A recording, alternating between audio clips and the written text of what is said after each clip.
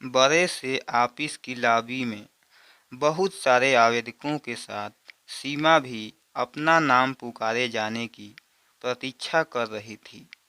सभी आवेदक एक से बढ़कर एक स्मार्ट एवं बोल्ड दिखाई पड़ते थे। सीमा शांत बैठी थी, लेकिन उसके मन में विचारों का सागर हिलोरे मार रहा था। बैसाखी के सहारे चलने वाली सीमा की शैक्षिक योग्यता तो किसी से कम नहीं थी, परंतु प्रकृति ने उसे जो कमी दी थी उसकी वजह से सीमा को कई बार साक्षात्कार में असफलता हाथ लगी थी। यही कारण था कि सीमा सोच रही थी कि इतने स्मार्ट कैंडिडेट्स के सामने क्या उसका चयन हो पाएगा या फिर अयोग्य ठहराई जाएगी, क्योंकि दिव्यांगों के लिए नीतियां आरक्षण तो बहुत बनाए जाते हैं, पर उन पर अमल नहीं किया जाता और समाज में भी उन्हें कमतर ही नापा जाता है। अचानक अपना नाम सुनकर सीमा चौंकी।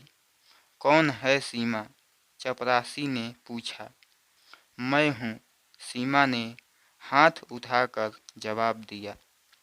ओह, तुम हो? चपरासी ने उसकी बैसाखी पर नज़र जमाते हुए कहा। तो चलो अंदर, साहब बुला रहे हैं, चपरासी बोला। जी, सीमा बैसाखी के सहारे उठते हुए बोली। उठते हुए उसके हाथ से फाइल गिर गई। सीमा के माथे पर पसीना आ गया। फाइल को उठाकर वह ऑफिस की तरफ चल दी। मैं अंदर आ सकती हूँ सर? सीमा ने दरवाजे पर खड़े होकर पूछा। यस, कम इन, अधिकारी ने जवाब दिया। सीमा को देखकर अधिकारी के चेहरे का रंग बदला, जो सीमा ने साफ महसूस किया। बैठिए, अब आप रिलैक्स हैं? अधिकारी ने पानी का गिलास सीमा की तरफ बढ़ाते हुए कहा। नो थैंक्स, सीमा ने कहा और सीट पर बैठ गई। सीमा ने अपनी फाइल अधिकारी को दिया और कहा, this is my profile sir. अधिकारी ने फाइल बिना खोले ही सीमा से पूछा, आपकी ये प्रॉब्लम जन्मजात है या किसी दुर्घटनावश? सीमा सकपका गई। साक्षात्कार में सबसे पहले ही इस सवाल का क्या औचित्य? सीमा ने मन में सोचा, फिर भी जवाब दिया, सर, जन्म से ही। ओह, फिर तो आपको काफ़ी मुश्किलों का सामना करना पड़ा होगा। मैं समझ सकता हूँ कि दिव्यांगता इंसान को किस कदर तोड़ देती है। कदम कदम पर परेशानियों का सामना करना पड़ता है, क्योंकि आप कितना ही परिश्रम क्यों न कर लो, 100% नहीं दे सकते। मुझे आपसे पूरी हमदर्दी है, पर माफ़ कीजिएगा, इस पद हेतु मैं आपका चयन नहीं कर सकता। अधिकारी सीमा को देखते हुए बोला। वैसे आप अट्रैक्टिव हैं, खूबसूरत हैं, मुझसे जो बन पड़ेगा मैं आपके लिए करूँगा।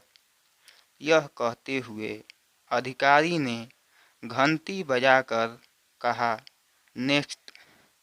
थैंक्स कहते हुए सीमा उठने लगी। घबराहट के कारण लड़खड़ा गई। अरे सीमा जी, अधिकारी ने लपक कर सीमा को पकड़ लिया। और बोला, हम आपको गिरने नहीं देंगे सीमा जी। सीमा ने एक ही पल में उसको दूर छिटक दिया। आपको मुझे संभालने की कोई ज़रूरत नहीं। मुझे खुद पर विश्वास है कि मैं कभी भी कहीं भी नहीं गिरूंगी। गिरे हुए तो आप हैं। मेरे दिव्यांग होने पर आपने बहुत हमदर्दी जताई और मुझे छूने में एक पल नहीं लगाया। मेरी योग्यता देखे बगैर मुझे अयोग्य घोषित कर दिया, सिर्फ इसलिए कि मैं अपाहिज हूँ। अरे अपाहिज तो आप हो, दिमाग से, सोच से, चरित्र से। सीमा ने पूरा जोर लगाकर कहा और ऑफिस से बाहर निकलने को मुड़ी। सामने एक सज्जन खड़े थे। इस ऑफिस में मानसिक बीमारों की कोई ज़रूरत नहीं छोटे लाल जी। आज से इसी वक्त से आप कार्य मुक्त किए जाते हैं। वे सज्जन बोले। इंटरव्यू लेने वाले अधिकारी छोटे लाल सिर झुकाए कमरे से बाहर निकल गए। मिस सीमा, आज से छोटे लाल जी का चार्ज आपको दिया जाता है। अब बाकी साक्षात्कार आप ही लेंगी। मैं इस कंपनी का मालिक मोहन कुमार। आपसे मिलकर खुशी हुई।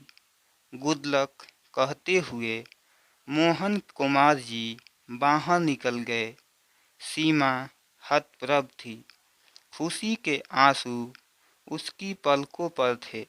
उसने आंखें बंद की और आंसुओं को ऐसे गालों पर धुलका दिया मानो ये उसके जीवन के आखिरी आंसू हो। इत्मीनान से कुर्सी पर बैठते हुए, मेज पर रखी घंटी बजाते हुए आत्मविश्वास से कहा, नेक्स्ट।